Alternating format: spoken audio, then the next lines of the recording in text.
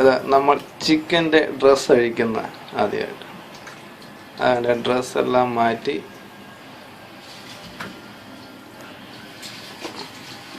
ചിക്കൻ്റെ ബാക്ക് വശമാണ് നമ്മളിപ്പം കാണുന്നത്.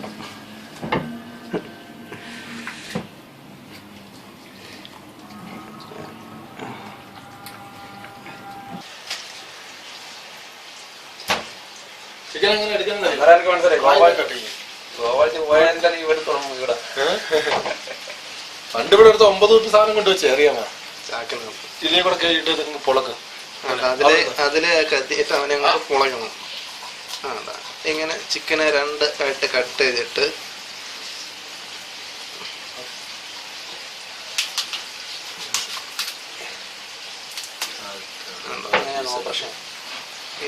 അവന്മാര് ചെയ്യുന്ന അപ്പുറത്തൂടെ ഗ്യാപ്പിലൂടെ ഒറ്റത്തെ പൊക്കം വെക്കുന്നത് എന്റെ കയ്യിൽ നിന്ന് പോകും.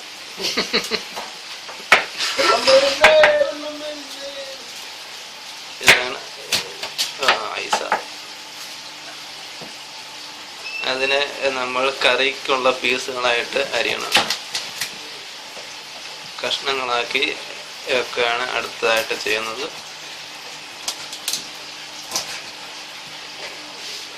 ഇത് കുക്ക് ചെയ്യുന്ന ആളെ നിങ്ങൾ അവസാനമായിരിക്കും കാണുന്നത്.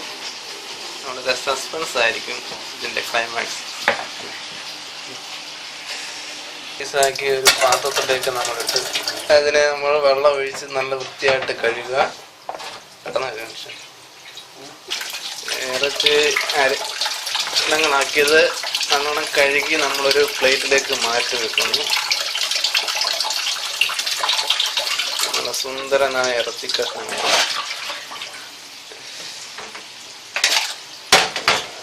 ഒന്നുകൂടെ കഴുകുന്നു.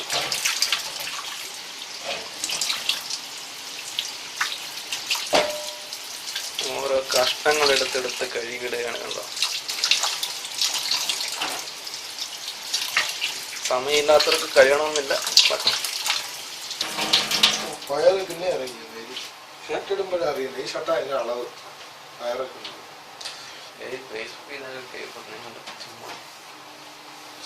ചീഞ്ചട്ടി അടുപ്പത്ത് വെച്ച് ഗ്യാസ് കത്തിക്കുകയാണ്. ഗ്യാസ് കത്തിയിട്ടുണ്ട്. ഗ്യാസ് കത്തിയത് നമ്മൾ ഉറപ്പ് വരുത്തണം, അല്ലെങ്കിൽ നമ്മൾ കത്തും. ചീഞ്ചട്ടിയിലെ വെള്ളമൊക്കെ പോയി ചീഞ്ചട്ടി ചൂടായി കഴിയുമ്പോൾ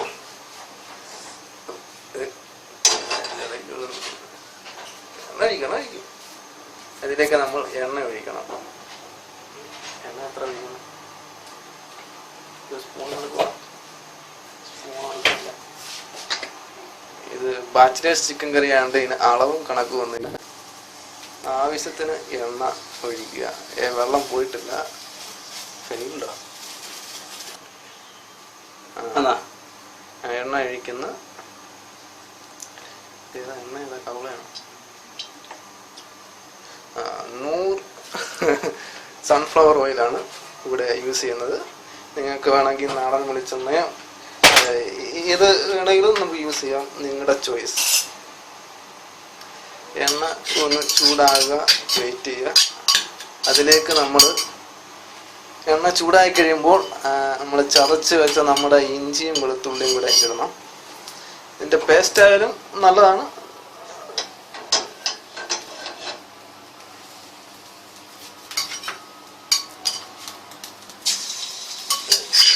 നമ്മൾ അത് ഇഞ്ചിയും വെളുത്തുള്ളിയും കൂടെ ചതച്ചത് വെളിച്ചെണ്ണയിലേക്ക് ഇട്ടു.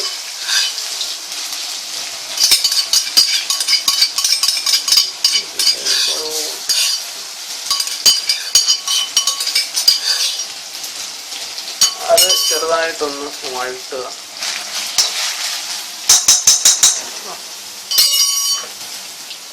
ഒരു 2 മിനിറ്റ് വഴറ്റുക. 2 മിനിറ്റ് അത് വഴണ്ടിരിക്കുന്നു. അതിലേക്ക് നമ്മൾ അടുത്തതായിട്ട് സവാള ചേർക്കണം. കറിവേപ്പില ഇടുക. കറിവേപ്പില എൻ്റെ കൂടെ ഇടുക.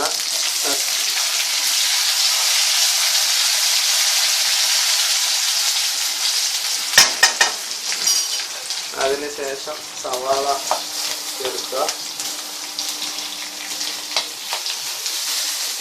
സവാള ഇട്ട് ഇളക്കിയ ശേഷം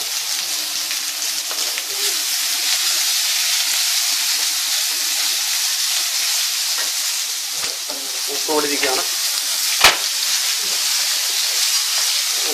ശകലം ഉപ്പ് ചേർക്കുക. ഉപ്പ് ചേർക്കുന്നത് പറഞ്ഞാൽ അത് പെട്ടെന്ന് വഴണ്ട് വരാൻ വേണ്ടിയാണ് ഉപ്പ് ചേർക്കുന്നത്.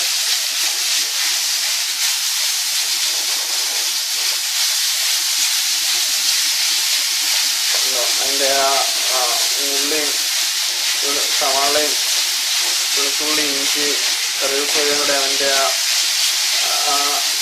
ഒന്ന് ചേർന്നുള്ള ഇടവരയുടെ കൂടെ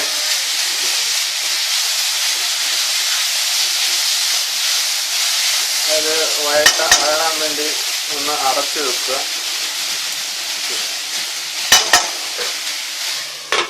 ഇനി ഒരു 5 മിനിറ്റ് ശേഷം നോക്കാം. ഒന്ന് തുറന്ന് നോക്കുക. അത് കുറച്ചും കൂടെ ഒന്ന് സവാള ഒന്ന് ബ്രൗൺ കളർ ആകാനുണ്ട്.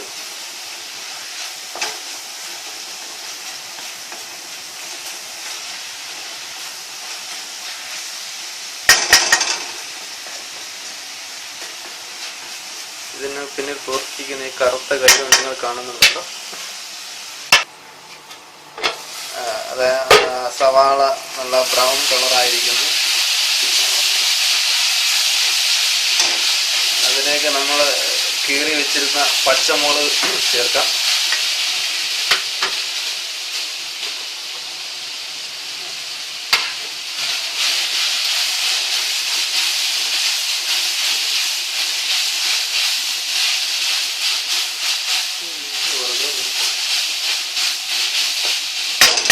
ഇത് വീട് വിട്ട് നിൽക്കുന്ന എല്ലാ ബാച്ചിലേഴ്സിനും എളുപ്പം ചെയ്യാവുന്ന ഒരു കറിയാണ്.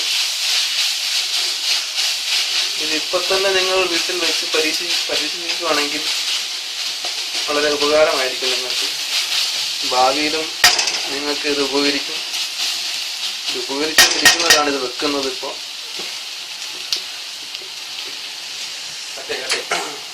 എന്താ നമ്മൾ മസാല ഇതിലേക്ക് ചേർക്കുകയാണ്.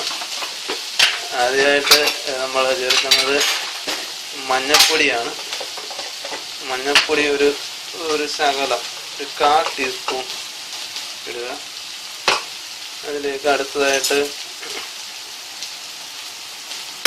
മുളക് പൊടി അല്ല മല്ലിപ്പൊടി ഒരു 2 ടീസ്പൂൺ ഇത്രയും ഉണ്ടാകും. അടുത്തായിട്ട് മുളക് പൊടി 1.5 ടീസ്പൂൺ. ചിക്കൻ മസാല അടുത്ത നമ്മൾ ചിക്കൻ മസാലയാണ്. Chicken masala 1 teaspoon. ഗരം മസാല ഇത് എല്ലാം കൂടെ നമ്മൾ ഇളക്കി അതിൽ മസാല കൂട്ടാക്കുക. നമ്മൾ മഞ്ഞൾപ്പൊടി, മുളക് പൊടി, മല്ലിപ്പൊടി, ചിക്കൻ മസാല ഇത്രയാണ് നമ്മൾ ഇവിടെ ചേർത്തിരിക്കുന്നത്. അത് ഇറച്ചിയുടെ കണക്കനുസരിച്ച് നമ്മൾ എത്ര സവാള എടുക്കുന്നു അതനുസരിച്ച് നമുക്ക് ചേർക്കാവുന്നതാണ്. ഇവിടെ ഇപ്പോൾ നമ്മൾ 200 1 കിലോ ഇറച്ചിക്ക് നമ്മൾ 4 സവാള, ഒരു 4 പച്ചമുളക് കീറിയതും, ഒരു ഉള്ളി വെളുത്തുള്ളി, ഒരു മുഴുത്ത ഇഞ്ചി കഷ്ണം ഇത്രയാണ് നമ്മൾ ഇവിടെ എടുത്തിരിക്കുന്നത്. ഒരു തക്കാളിയുടെ പകുതി ആണ് നമ്മളിവിടെ എടുത്തിരിക്കുന്നത്.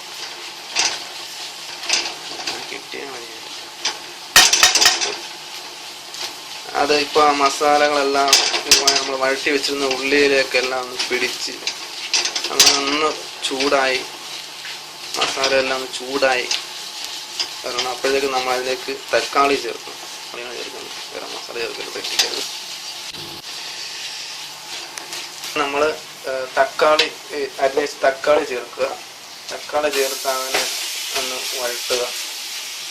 അതിലേക്ക് നമ്മൾ കുറച്ച് ഒരു 1/2 ടീസ്പൂൺ ഗരം മസാല ചേർക്കുക. അത് ചേർത്ത് ഇളക്കുക. ഇതിലേക്ക് നമ്മൾ കഴുകി അരിഞ്ഞ് വെച്ചിരുന്ന കഷ്ണങ്ങളാക്കി ചിക്കൻ ഇടുക.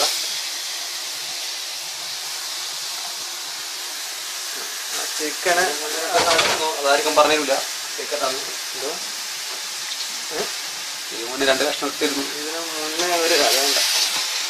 അത് നമ്മൾ ആ ചിക്കനിലേക്ക് ആ മസാല എല്ലാം കൂടെ അങ്ങോട്ട് ഇളക്കി യോജിപ്പിക്കുക. നമ്മൾ ചിക്കനെ അധികം വെള്ളം ഒഴിക്കേണ്ട ആവശ്യമില്ല. ഓൾറെഡി ആ ചിക്കനിൽ നിന്ന് നമുക്ക് വെള്ളം ഇറങ്ങും. അതുകൊണ്ട് അധികം ചിക്കൻ വെക്കുമ്പോൾ വെള്ളം ഒഴിക്കരുത്.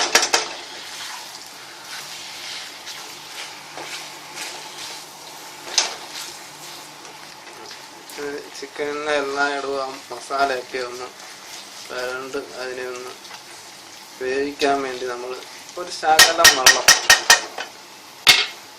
വേവാൻ മാത്രമായിട്ടാണ് അത് ശകലം വെള്ളം നമ്മൾ ഒഴിക്കാവുള്ളൂ. അധികം വെള്ളം ഒഴിക്കുക എന്ന് വെച്ചാൽ ചിക്കനിൽ നിന്ന് ഓൾറെഡി വെള്ളം ഇറങ്ങുന്നു. നമ്മൾ ചിക്കൻ വേവാൻ വേണ്ടി അടച്ചു വെക്കുക. അത് ഇടയ്ക്ക് അത് ഇളക്കി കൊടുക്കണം, അല്ലെങ്കിൽ അത് അടിക്കും സാധ്യതയുണ്ട്. ഇപ്പൊ അതൊരു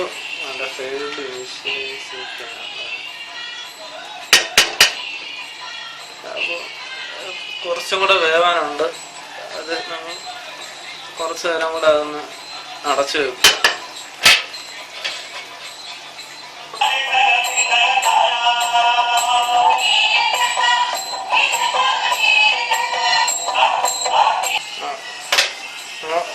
ഒന്നുകൂടെ ഒന്ന് ഇളക്കി കൊടുക്കുകയാണ്. എന്നാൽ ഇത് അടിക്ക് പിടിക്കാൻ സാധ്യതയുണ്ട്. അതുകൊണ്ടാണ് നമ്മൾ ഇടയ്ക്കൊന്ന് ഇളക്കി കൊടുക്കേണ്ടത്. അപ്പോൾ അതിൻ്റെ ഒരു മണമൊക്കെ വരുന്നുണ്ട്. നല്ല മസാലയുടെ ഒക്കെ നല്ല മണം നമുക്ക് വരുന്നുണ്ട്.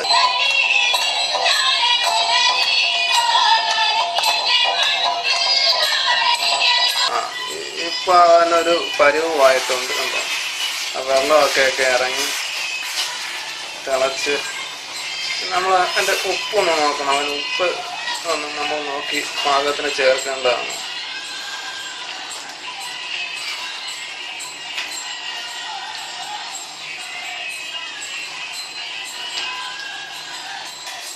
ഉപ്പ് ചേർക്കുക. ഉപ്പും കൂടെ വേണ്ടി വരും.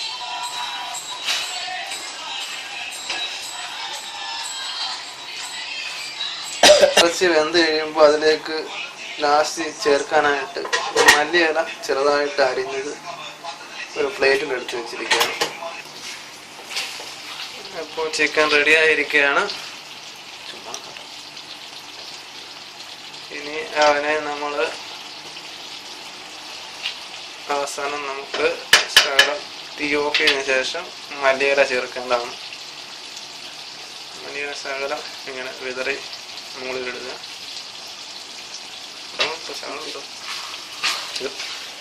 ചിക്കൻ കറിയുടെ അവസാന ഘട്ടത്തിലേക്ക് ഇറക്കുകയാണ്. നമ്മൾ ആദ്യം ഇച്ചിരി മല്ലിയില ഇട്ട് അതിനെ ഇളക്കിയായിരുന്നു. അതിനെ ഒന്ന് ഇളക്കിയ ശേഷം ചിക്കൻ മസാലയൊക്കെ പിടിച്ച് വെന്ത് പരുവായിരിക്കുകയാണ്.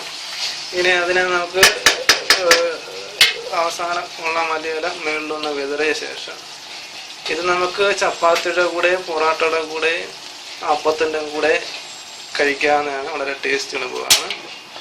അപ്പം ഇത് നമ്മൾ കുക്ക് വെച്ച് കാണിക്കണോ? ആളെ ഞങ്ങൾ അടുത്ത എപ്പിസോഡിൽ കാണുന്നതായിരിക്കും. നന്ദി, നമസ്കാരം.